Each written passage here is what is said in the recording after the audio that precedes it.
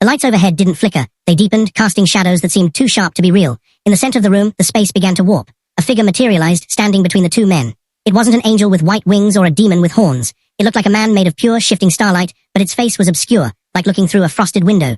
The entity looked at David, then turned its gaze toward Thomas.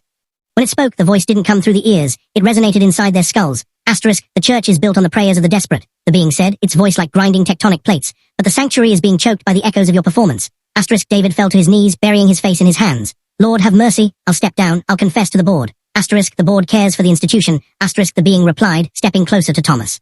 But the Creator cares for the heart. Thomas, you sing songs of victory while holding a shield of stone. Why do you pretend? Asterisk, Thomas felt a cold sweat break out on his neck, but the despair inside him suddenly turned into a raw, ugly anger. He didn't bow. He stood up, confronting the light. Because the people need to see it, Thomas shouted, his voice cracking. If I tell them I'm empty, their faith breaks.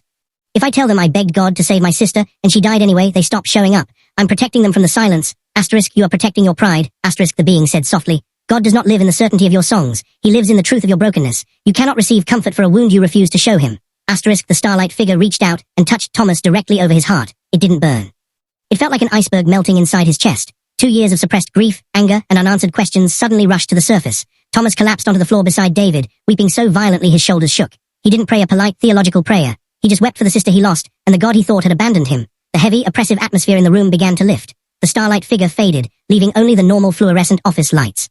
The room was silent, save for the sound of the two leaders breathing. David looked up, his face stained with tears. What do we do now? Sunday morning is in 12 hours. Thomas wiped his face, standing up on shaky legs. The emptiness in his chest wasn't entirely gone, but the heavy stone shield was broken. For the first time in years, the air felt clean. We don't perform, Thomas said, looking at the door that led back to the sanctuary. Tomorrow, we don't lead them in a victory lap.